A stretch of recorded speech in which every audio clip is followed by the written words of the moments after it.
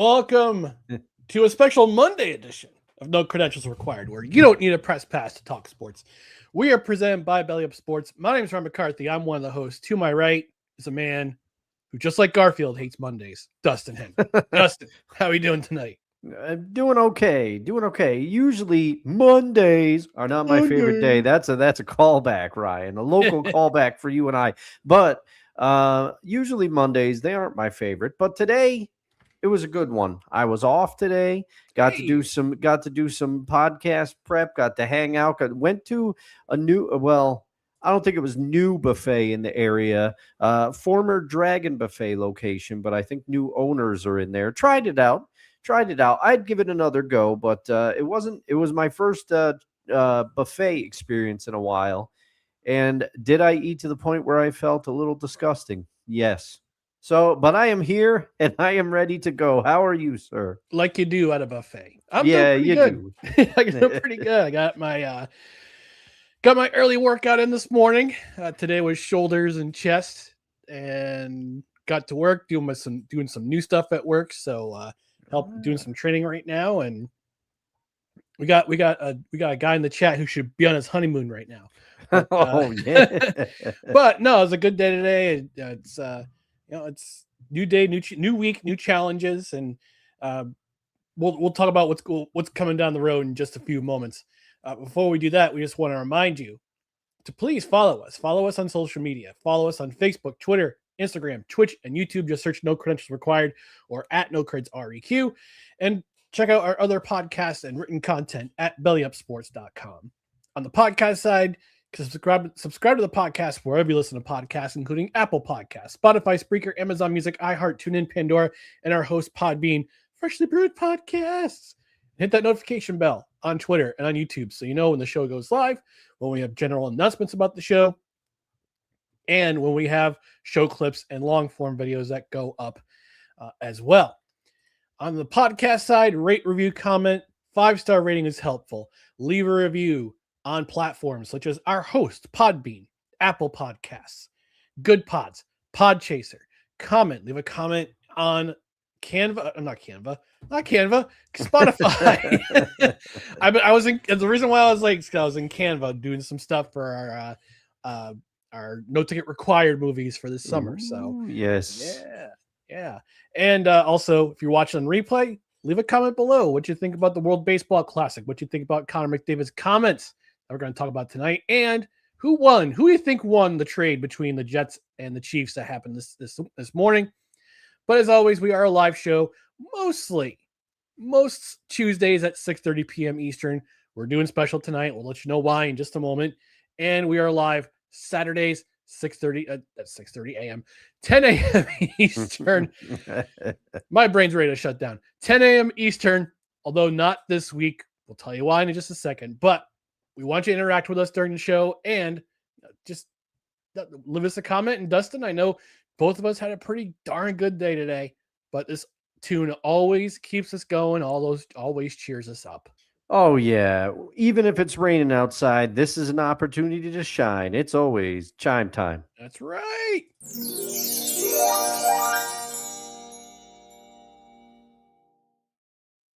All right, we got some comments in the comment section from some good old cred heads, including Desi saying, hello, fellas. Good evening to you, madam. Dan from the Ton of BS podcast. Congratulations to him yesterday. He got married. He says, greetings, gents. And he corrected me. He says that his honeymoon is in late April. Okay. That's right. That's cool. right. I know where he's going, but I won't reveal it on our airwaves. If he wants to put it in the comments, that's one thing. But congratulations to you, sir. Yes. I saw some pictures. Looked like you had a great time. And let me know how your first couple of hours feels as a married man. I saw a video of him twerking. I will not replay it, although this is my evil beard. No. I'm kidding. Maybe. Does he saying I could go for another honeymoon, but that's just called vacation now. It's true. He's also saying he's hungover. That's how he feels. Oh, man. And does he leave a compliment for Dan saying the missus is beautiful? Yes. Saw some pictures online. Megan looks absolutely stunning. And congratulations to you. You are, sir. Dan, you are a very fortunate fella. But again, we wish you all the best in the world for you and your bride.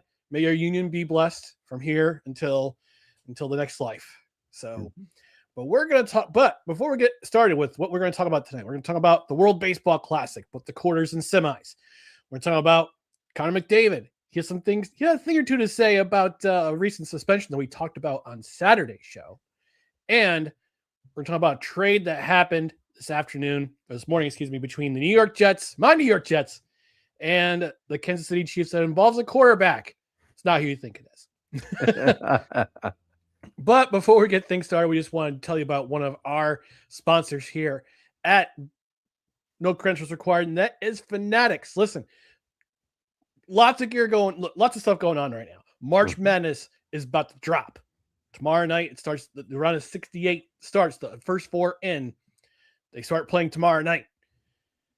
What better place to get your gear than through Fanatics for your favorite school? If you want to rep your favorite school, if you want to rep a school that you didn't even go to, but you're a fan of. Like we got our friend Scott, who did not go to UNC, I don't think, but he did not. He is again, exactly.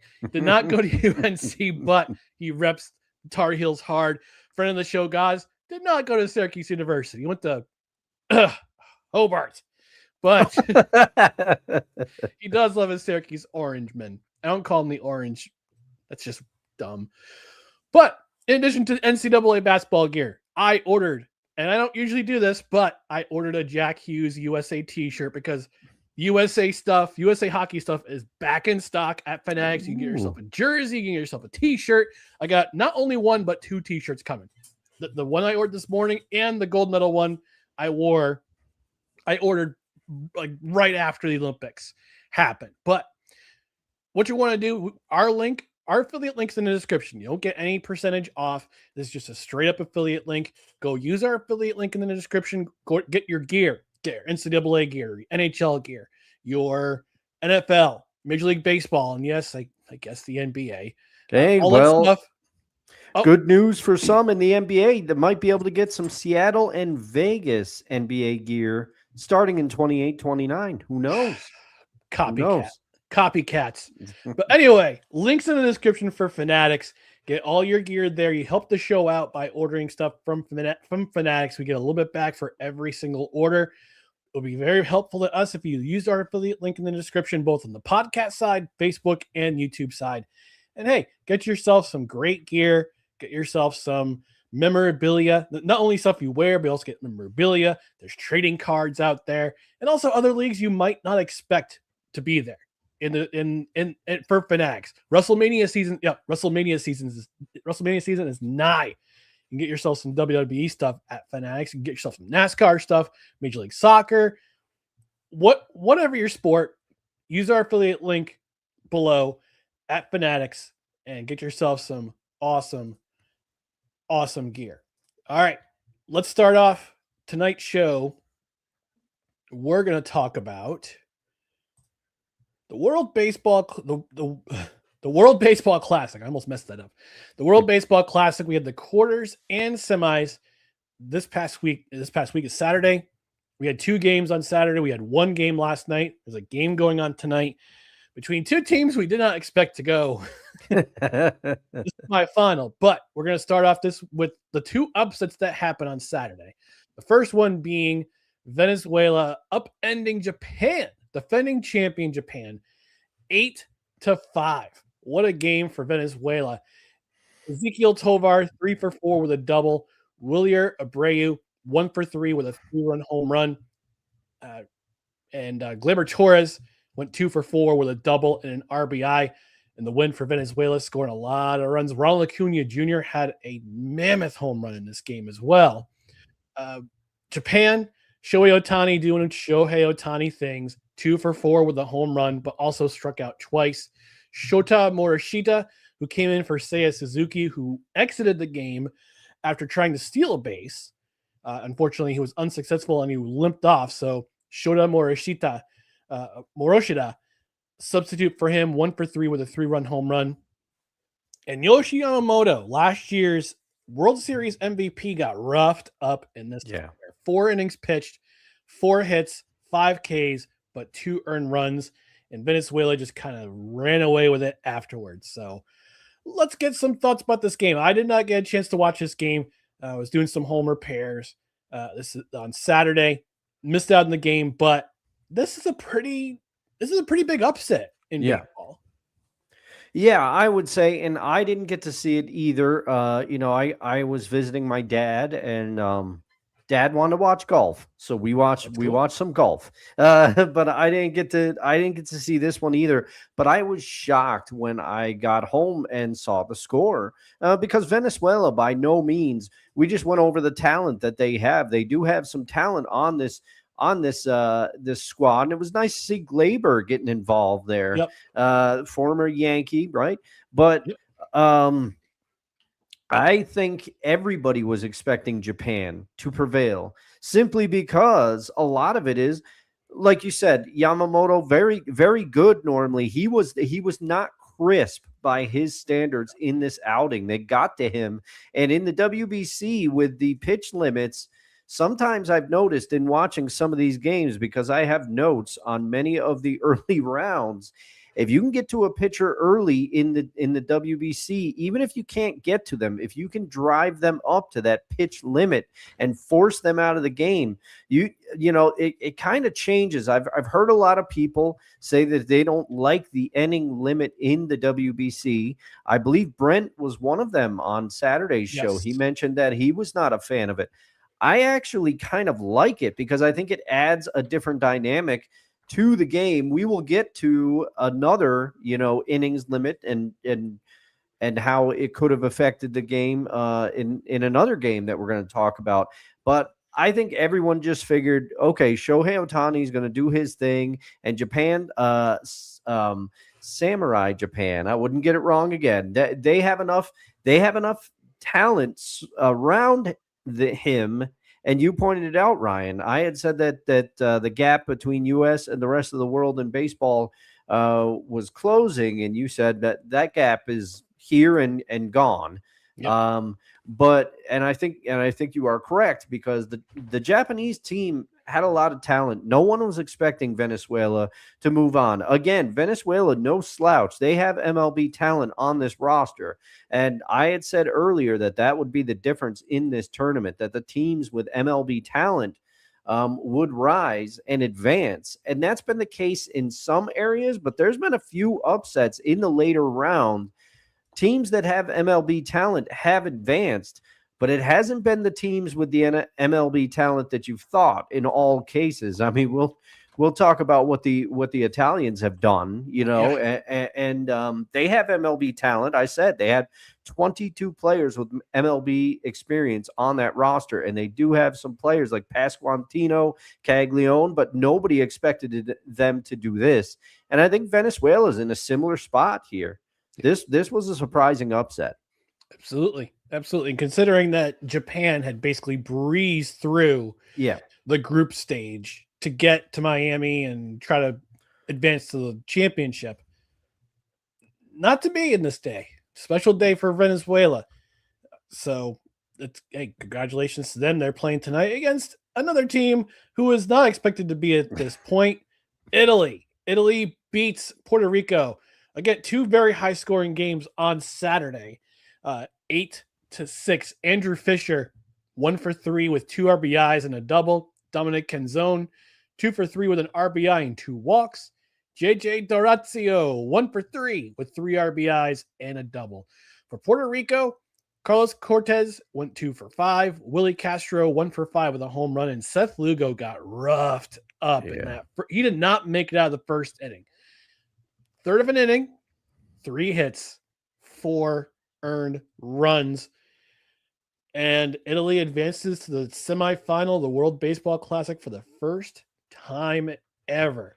Dustin, do you ever expect to see a world where Italy was representing in baseball?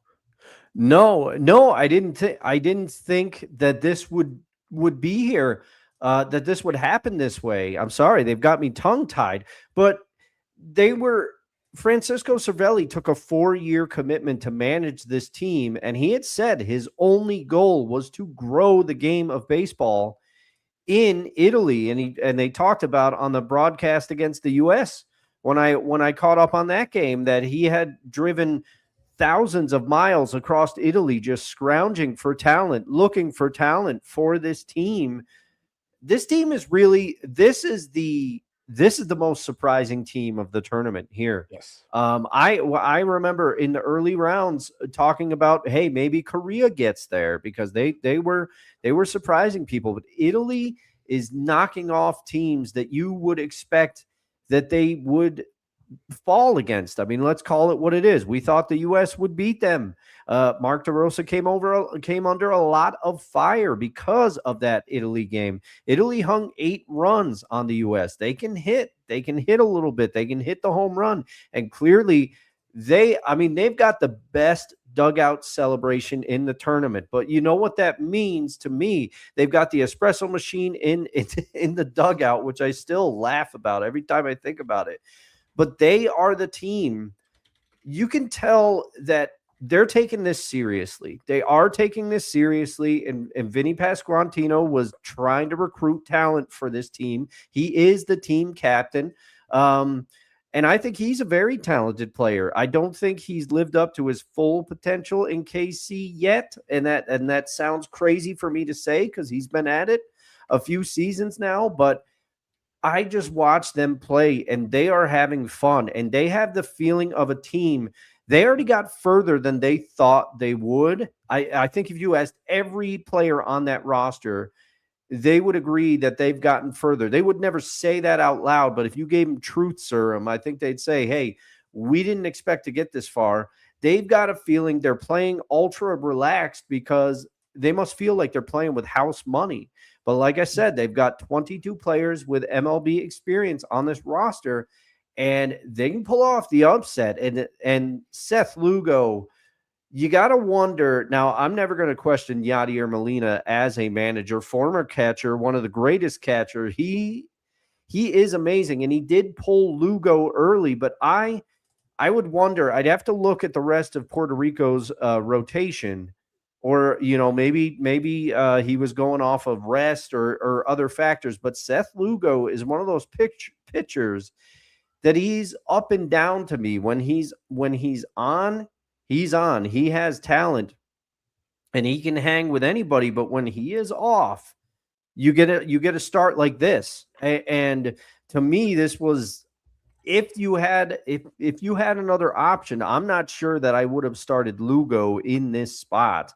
But like I said, I'm not going to sit here and question Yadi Molina. He has his reasons, I'm sure. Mm-hmm. And Puerto Rico, they battled back, but it wasn't enough. Puerto Rico, surprising eliminations here in both these games. And this is part of the beauty of the World Baseball Classic. You and I picked it, Ryan. We went chalk as chalk could be. And so far, oh man, there's been some shaking up heading into these semis. So I'm happy to be wrong. Yeah, me too. I'm happy to be wrong. And by the way, did you see the meme, the satire that Rob Manfred had banned the espresso machine from Italy's dugout?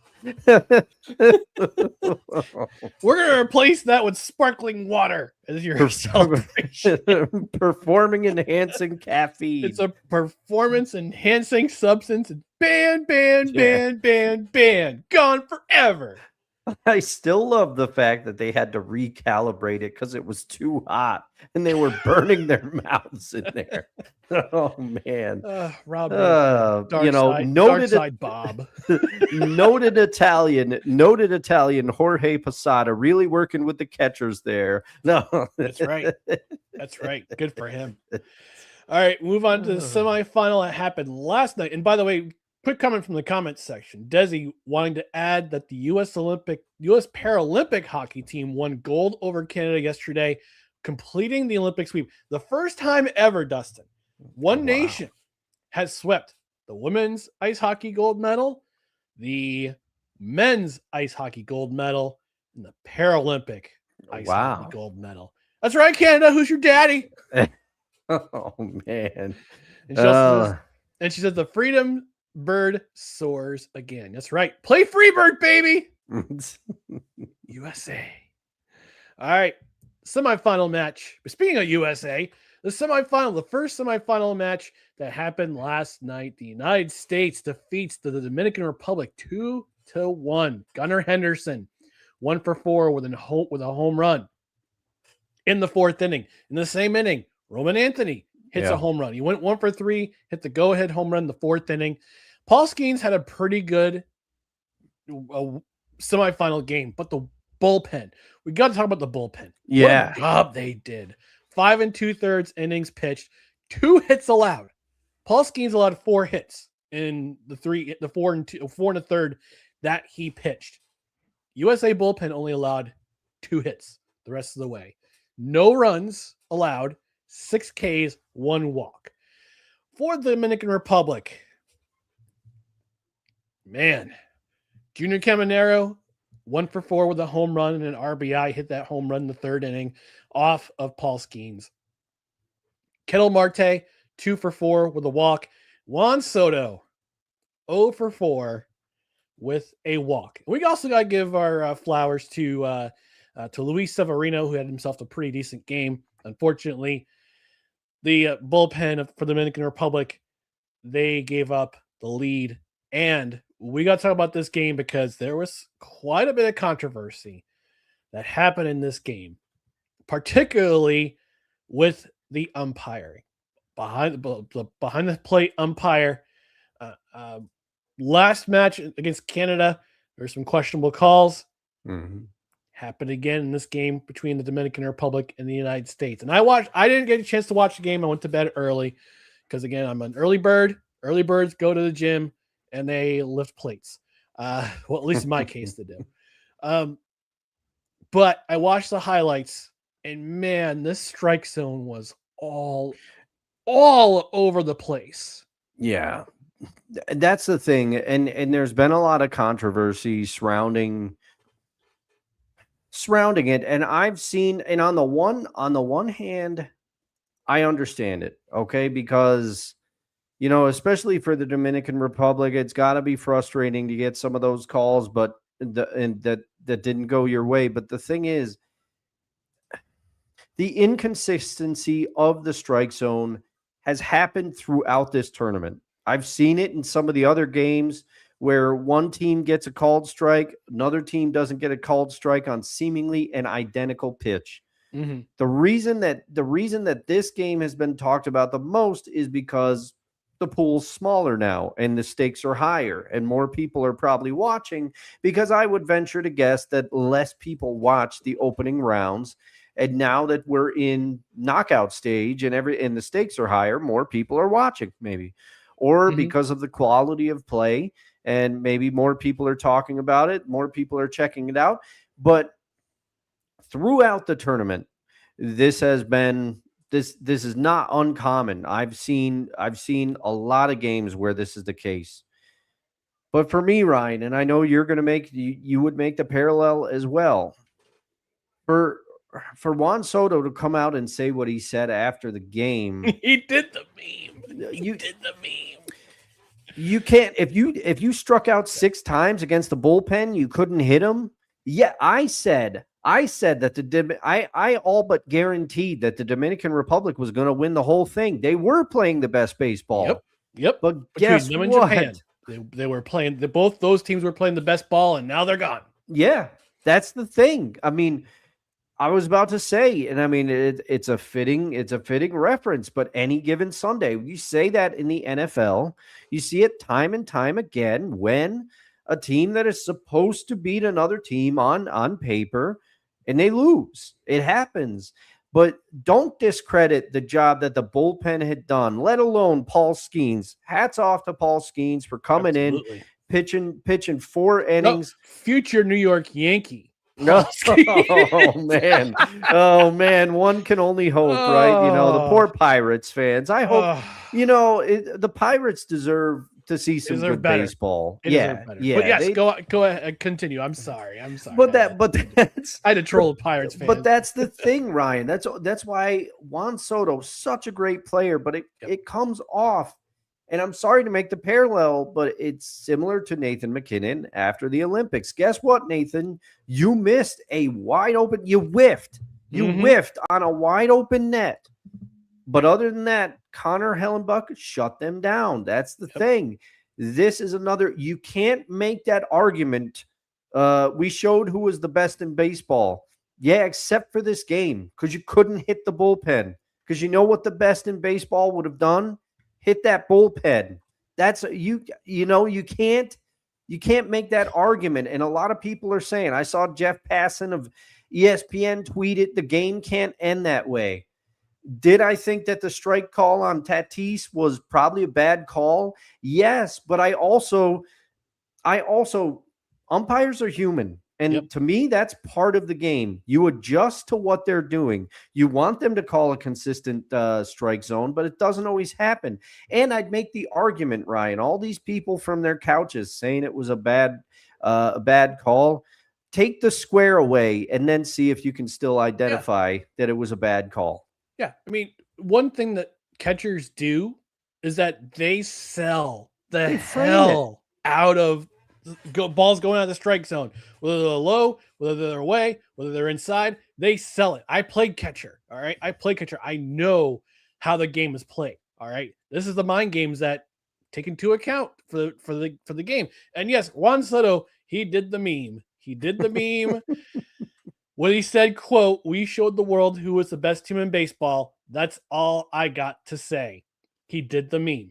He's given those Nathan McKinnon vibes of looking at the stuffy after he's awarded the silver medal. Oh, man. Same type of energy. And even Albert Pujols, who managed this team, managed it spectacularly. Yes. Throughout the pool play, throughout the quarterfinal, when they dump trucked South Korea in seven, it only took 7 innings to do it. But even he said, "Yeah, we didn't get the calls we wanted. That's just the game. Yeah, that's how it is. That's just the way." Like Bruce Hornsby in the range, that's just the way it is. Yeah, it's Some true. Things will never change. That's a great song. I always like. I love that. Oh, Bruce Hornsby, man, underrated. Yeah. Oh, I would agree with you. And then, of course, Tupac, used the sample very well. So, very good. But Bruce Hornsby, man, he doesn't get his due. No, he doesn't. Job. I love it. I love that, man. But yeah, I hope Albert Pujols, wasn't he a hitting coach for somebody? I'm trying to think. If you're not using Albert Pujols, research. Yeah, if you're not using Albert Pujols as a hitting coach, what are you doing? He's one of the best hitters to play. Purely. It says throughout his Hall of Fame, throughout his career, Albert Pujols largely operated without a formal hitting coach. But no, it doesn't say he was a hitting coach anymore. Oh man, somebody hire him as a bench coach, hitting coach, whatever you want to do. I hope Albert Pujols gets some interviews for managerial experience. I think he could do it. Aaron Boone's contract expires in 2027. I'm just saying. Can you imagine Aaron Judge, Giancarlo Stanton with his bad elbows, can't even open a bag of chips, having Albert Pujols as their manager? Come the heck on. Well, and also Albert can reach the younger players because it wasn't too long ago that he played. People listen to him. Yeah, if you're gonna take some hitting advice, take it from somebody who hit 700 home runs in his career. Come on. Yeah. Desi in the comment section saying there was a controversy in a Little League game on Friday too. That umpire strike box was all over the place. I made sure to schedule him an eye exam when we got home. Oh man, I can only picture you. You getting on the umpire a little bit. I could see it. Desi, you might want to give the umpire a little bit of cashola next time. That always seems to help too. All right, we got to move on to our next subject. That is Connor McDavid has spoken out. He has spoken out after the Radko Gudas suspension that was handed down on Friday. We addressed this in our show on Saturday morning with friend of the show, Brent Redlinski. I want to thank him. Yes. We had a great show, great conversation. Hopefully we get to meet him someday. I know he's a big Yankees fan. He's always talked about coming east to go to the Yankee game, to go to a Yankee game. And if he hears this, Brent, let us know if you're ever going to be on your way. We'll come join you for a game. We'll buy you a beer. Oh yeah. Yeah, of course. But moving on to the Connor McDavid comments. So he believes it's time for it's like a certain wrestler who has departed, left us too soon. Enough is enough. It's time for a change. Oh man. Spoke out on Sunday about the league suspension process and how the Department of Player Safety is coming to its conclusions. And this is what he had to say, and this is per ESPN. This is per Kristen Shilton from ESPN.com. And this is what he said. He said, quote, if every time there's a suspension, everybody complains about it, why don't we take a look at the process? Figure out if there's a better way to make sure that both parties are happy, because it seems like there's a lot of frustration. End quote. And it goes on to address the comments made by Austin Matthews' agent. Again, with Austin Matthews out for the rest of the year with a grade 3 MCL tear and some quad damage after Radko Gudas took a run at him on Thursday night. And even Craig Berube had to say something. He said, and a quote here says, looking at it, we lose our guy, our captain for the year. I don't know. It doesn't seem like enough for me. The guy doing it is a repeat offender. It just doesn't seem like enough. So, Dustin, let's talk about these comments. What's your opinion? So you mentioned this in our Discord while the Oscars were going on, Ryan, and like I've said before, I'll plug our Discord every show. Jump on in there if you're not in there. The water's nice and warm. Yeah, let's go. But you mentioned this in the Discord, and I did catch up. I watched his quote before the show. I found it on Instagram. I found the quote, and I think he's right. I think he's right, because they tried to ask him, well, do you have? I'm paraphrasing because I couldn't hear the full question, but after he said some of what he said, a reporter asked, well, do you feel like the owners feel the same way you do? Or, is there some review needed from the owner? They tried to bring in the owners, and he said, I can't speak on their perspective, but I can tell you from the players' side that every time something happens, there's people are unhappy. So he's like, let's review it. Let's take a look at the process.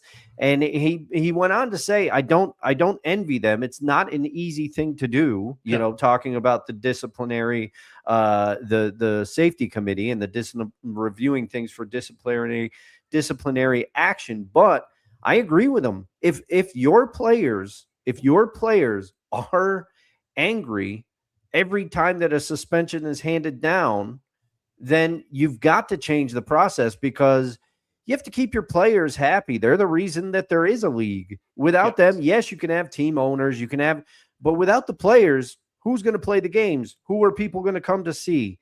So I agree with what he said. And I think the fact that Brent mentioned it. He's one of the faces of the league, if not the face of the league right now. I think there's plenty of stars in the NHL, but inarguably, whether you love him or hate him, Connor McDavid, one of the biggest.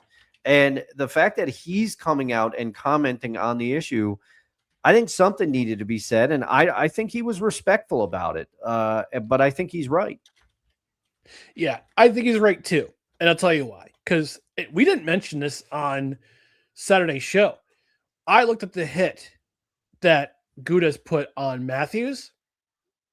Nobody on his team, nobody on the Maple Leafs came to his defense. Man, that's baffling to me. There was a hit that happened later in the game, in the third period, the period after, probably about 6.5 minutes left, between a duck and Maple Leaf, and guy came to his defense. Maybe Craig Berube said, "Look, you didn't stick up for your captain or one of the best players in your team. Stick up for your teammates. Well, there's going to be consequences," and somebody actually did. But still, for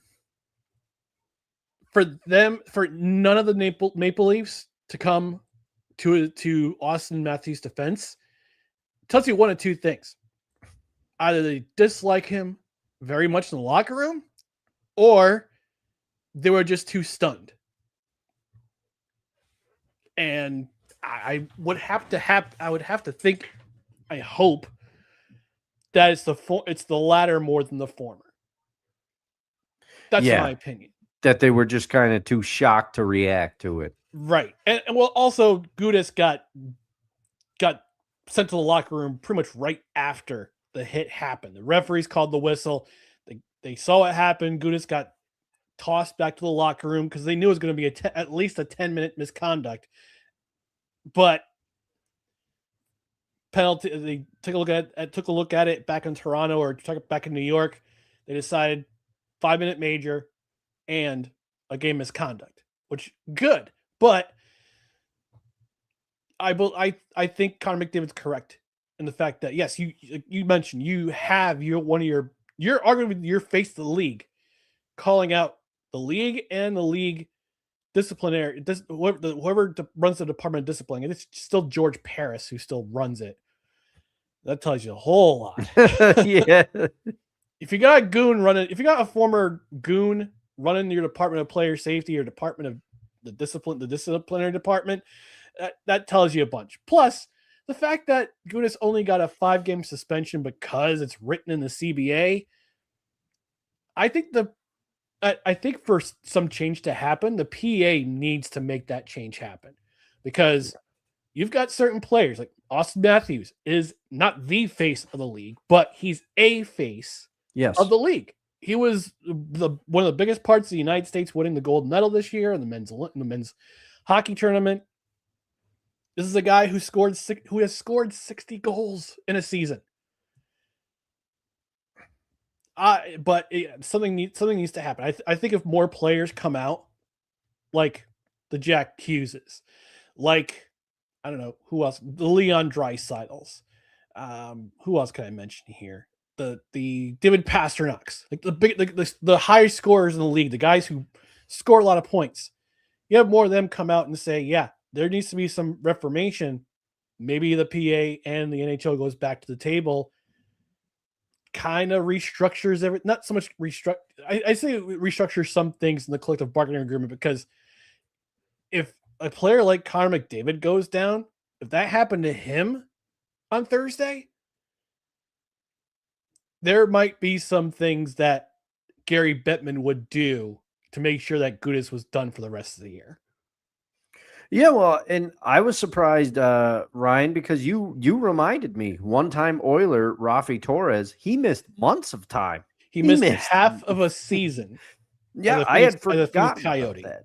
Yeah, I had forgotten about that. And the thing is too, you brought up a point reminding me, because I wanted to ask Brent about it on Saturday's show, but our conversation, we got into other places and I kind of forgot about it. But do you think that why do people seemingly, I could be wrong about this, but it seems that fans and certain people, they have a dislike for Austin Matthews.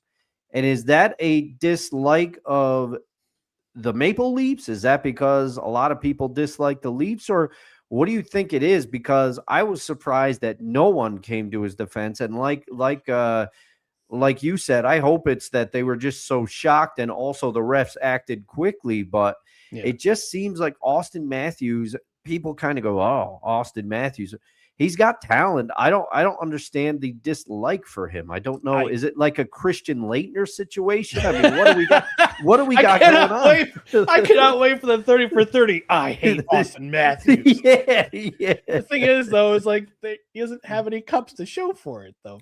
For the hate. But I don't get it. I don't get it either. I think part of it is the uniform, and part of it is the media that surrounds that uniform too. Yeah. I mean, we talked about it last week when I said, Yeah, it's been 3 weeks. I mean, right now it's been 3 weeks. Officially yesterday, 3 weeks since the gold medal game. And yes, we still care about hockey. I mean, we still talk about hockey on our show. Mm-hmm. Granted, it's more towards after the NFL season ends, but we still talk about it. Yeah, we're talking about it right now.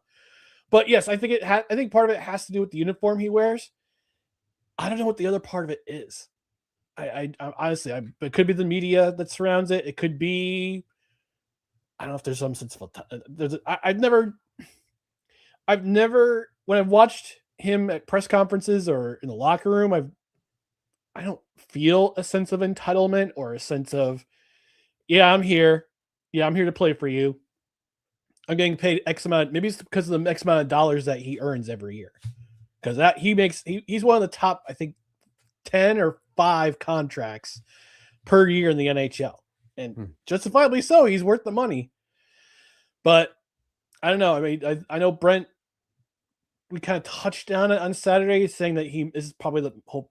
I don't want to say hopefully, but maybe this is the last season we see him in a Toronto Maple Leafs uniform. But part of the problem is who's going to want to take that contract for the next 3 seasons. Yeah, that's going to be the big thing. But we'll see. We'll see. And it also depends on where they trade him to. I don't think it's going to be in the Eastern Conference. Could be outside of the Eastern. Could be in the Western Conference. We don't know. I thought he would go back home to Arizona a couple of seasons ago when he was a prospective free agent, but nobody wanted to pay him.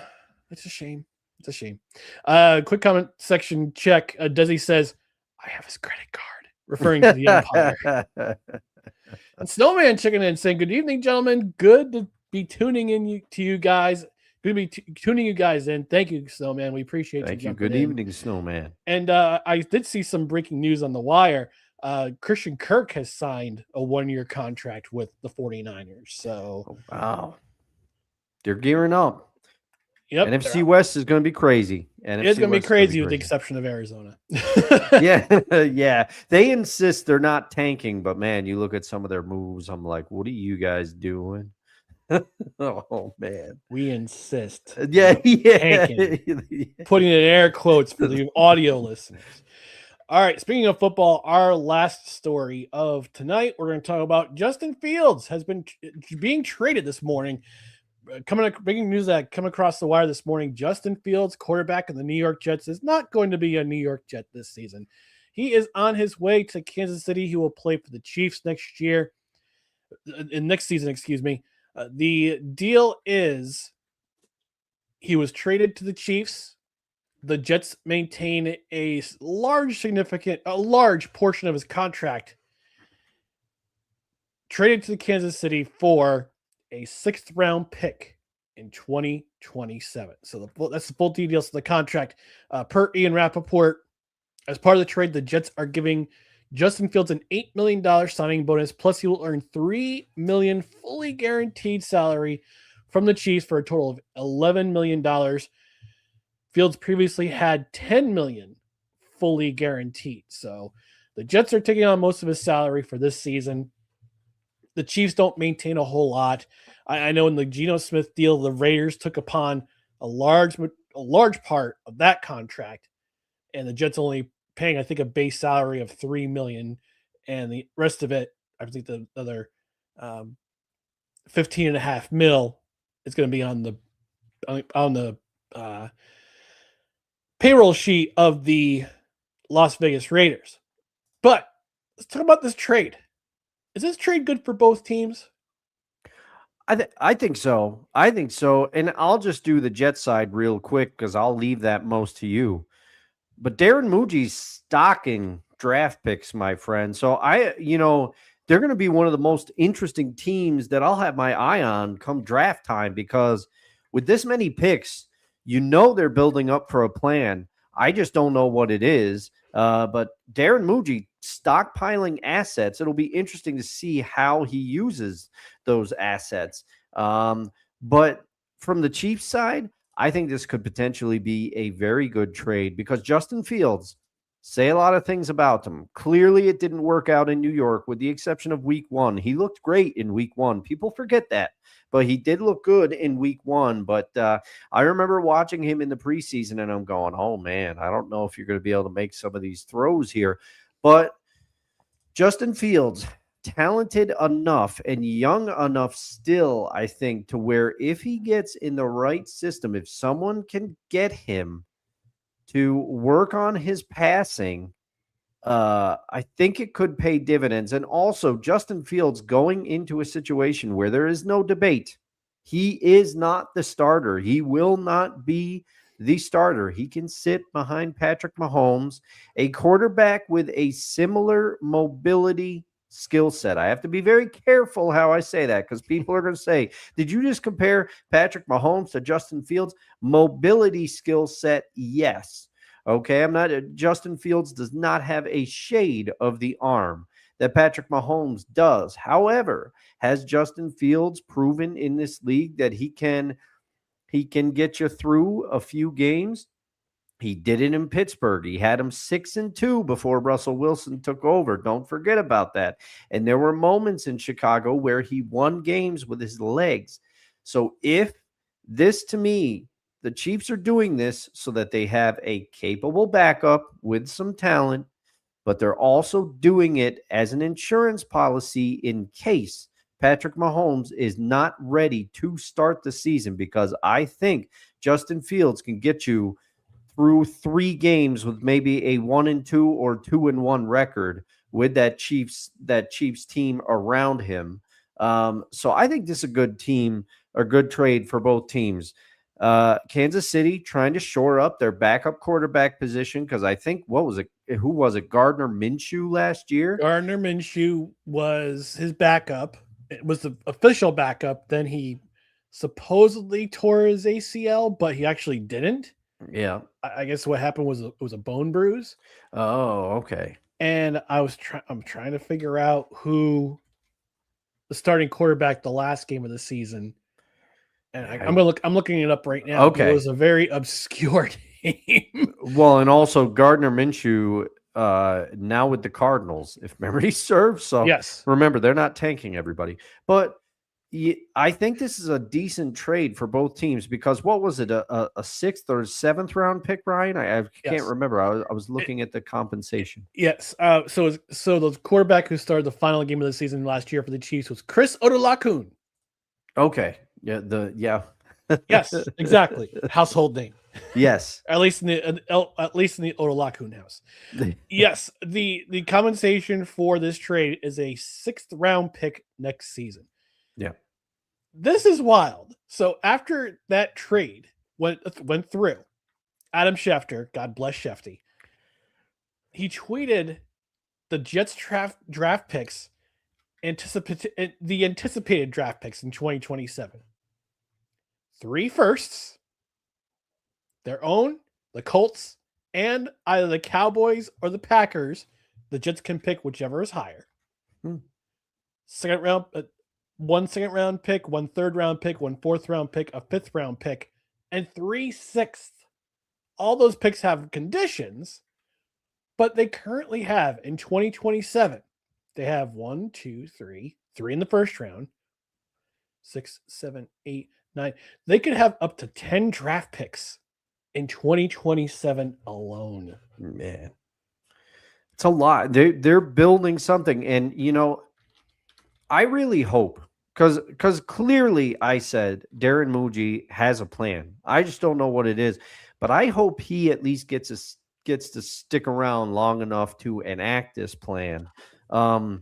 But you would know more, because last year was his first draft, correct? I think Muji's. Yes. So how, as a Jets fan, not to put you on the spot, but how did you feel he did in his first draft as the GM of the New York Jets? He nailed the Armand Membu pick. Okay. He nailed that one, but I'm trying to remember who they picked in the second and the other rounds. Well, so the Jets have tentatively 10 picks in the first round next year. This year they have 9. Man, that's what I was And, going to ask, because I was going to say I think it was somewhere close to 10 that they have this and in year. the first 2 rounds, they have 4. They have their own. They have Indies. In the second round, they have their own Dallases. They don't have a third. They don't have a third round pick currently. But I'm gonna look up the 2025 Jets draft real quick. I got it here, Ryan. Round 1, pick 7, Armand Yep. Membu. Yep. Round 2, pick 42, Mason Taylor, tight end. Mm-hmm. Round 3, Azair Thomas. Azariah Thomas. Yep. Okay, sorry. We just call him AZ. Okay, AZ. And then round 4, Arian Smith. Round 4, again, Malachi Moore from Alabama. Roll Tide. I did it for you, Desi. Okay. Round 5, Francisco Magoa. And Yep. Sorry, I'm butchering these names here. That's okay. Round 5, Tyler Barron. So the Membu pick, he nailed that one. Armand Membu should have gotten Rookie of the Year, but of course it goes to a skill position player. I'm putting those in air quotes, and I hate that expression because offensive line is a skill, people. That's exactly. I mean, Gray Zabel also had a great year, but we knew he wasn't going to get even considered. Yeah. Mason Taylor, solid pick. He's a tight end of the future there in New York. He's the one who caught the game-winning touchdown from Breece Hall in the Cincinnati. Oh yeah, I forgot about that. AZ Thomas, he's got some potential. He played very well this past year before he suffered an injury. Aaron Smith, I don't know what to.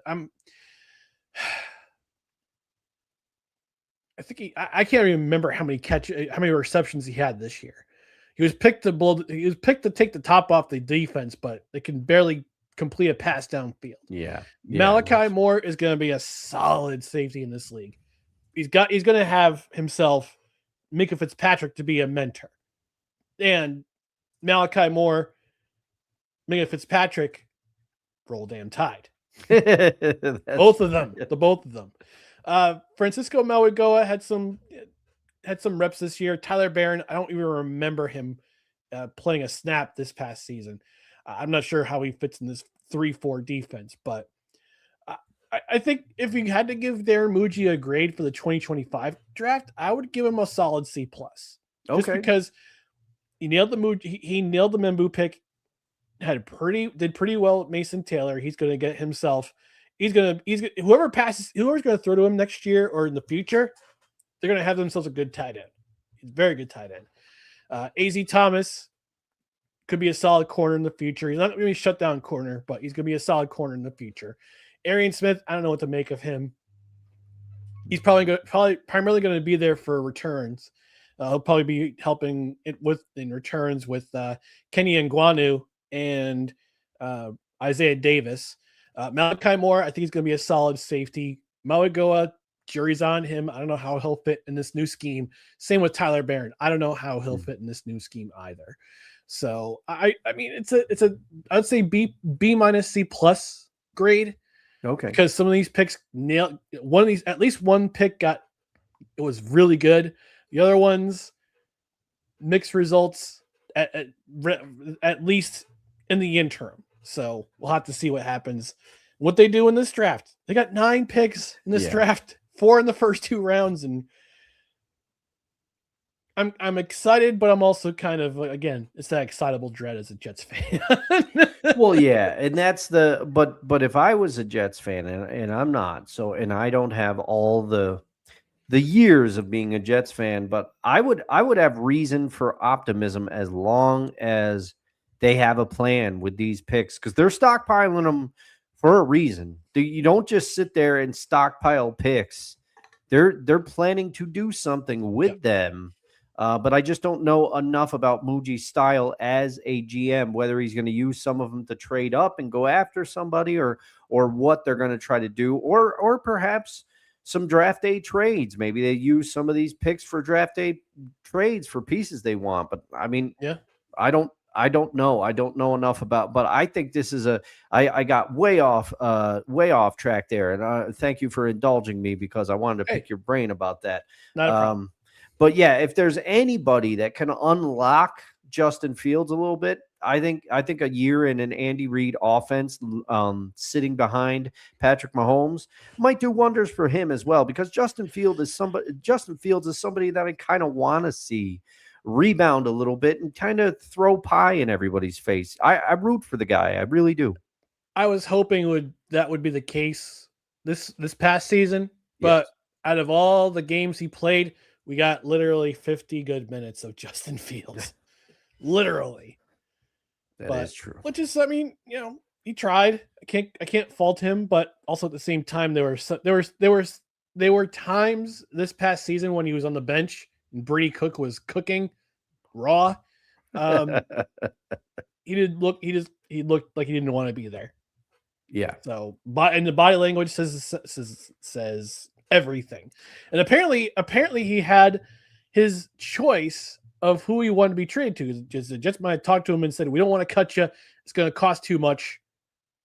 We're willing to trade you. Where do you want to go?" And he says, "I want to go to Kansas City." So they made it work out, and the Jets got another draft pick out of it. So we'll see what happens in 2027. We'll also see what happens for at least the first month of the 2026 season with the Kansas City Chiefs. So, hey, good luck to Justin Fields. Thanks for being here. Thanks for trying, I guess. That's all I can really say. Desi asking, I think we need to hear from Jerry what he thinks of this trade. Anytime Justin Fields, we looked at him, but I just didn't feel like, I want every player to have the star on their helmet, but we couldn't get it done. I called up Ryan Poles when he was on the Bears, and I tried to make a deal for Justin Fields because, man, he can run up and down that field. He's an athlete, and he kind of reminds me of me when I was playing. I couldn't even finish that one. I couldn't finish. Couldn't do it.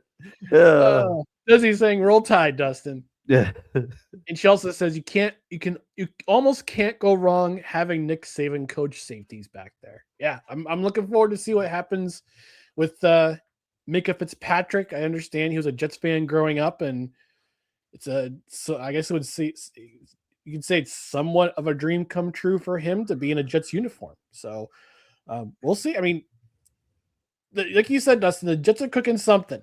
I don't know what it is right now, but it remains to be seen in 2026. But I know Aaron Glenn's job is probably on the line right now. And he's got to figure out a way to fix this defense, which is one of the worst defenses in football this year. Maybe they use a draft pick to pick a defensive player in the future. We'll see. Again, the 3 6th-round picks they have in 2027, they all come with conditions from the 49ers, the Eagles, and now the Kansas City Chiefs. So we'll see. I think both teams made out pretty. I think both teams did pretty well. Jets get a low-end pick. They also get a contract off their back. They get to start fresh at quarterback with Geno Smith, Bailey Zappi. Oh, man. And probably Brady Cook if they manage to keep him around. So we'll see. All right, we're going to get out of here. Before we do that, just want to remind you to follow us on social media, Facebook, Twitter, Instagram, Twitch, and YouTube. Just search No Credentials Required or at NoCredsREQ. You can also find our other podcasts and written content at bellyupsports.com. Subscribe to the podcast on platforms such as Apple Podcasts, Spotify, Spreaker, Amazon Music, iHeart, TuneIn, Pandora, and our guest, which is Podbean. And hit that notification bell on Twitter and on YouTube so you know when the show goes live. We have clips of the show that go up, and when we have special announcements about the show, like this one. There will be no live show again until next Saturday at 10 a.m. The reason being is because we are starting to record this week our summer movie review series. Tomorrow, we're starting with this man as a special guest for our first review. The following is a public service announcement from Wise El Jefe, Boston. This has been a public service announcement from Wise El Jefe. Yeah. That's right. Shout out to our tribal chief. Yes, he'll be joining us. Wise LFA will be joining us for our first of our summer review series, which will be broadcast on this YouTube channel, on the No Credentials Required YouTube channel in August. First movie we'll be reviewing is Any Given Sunday from 1999. And then following that, we'll be reviewing Basketball from the creators of South Park. And then after that, we will be reviewing, I can't remember off the top of my head, Cool Runnings. I was we were going reviewing to say, Cool Runnings with a friend of the show who used to spend Saturdays with us, Kevin Wilson, friend of our show, part of Seahawks Sessions and Time to BS. And we're going to, and Desi, she's joining the fun. yeah, She's acknowledging our tribal chief. All right, thanks for joining us on this edition of No Credentials Required, where you don't need a press pass to talk sports. We are proudly presented by Belly Up Sports. For Dustin Henry, I'm Ryan McCarthy. Again, live show. The next live show will be next Saturday, the 28th at 10 a.m. Eastern. Otherwise, have yourself a great week. Interact with us on social media. Interact with us in the comments on past shows. Watch past shows. Watch some of the long-form content I've produced. Help the YouTube channel out a little bit. And we will see you live next Saturday, the 28th at 10 a.m. Eastern. Until then, have a great week. Have a great night. We'll see you eventually. Good night, everybody.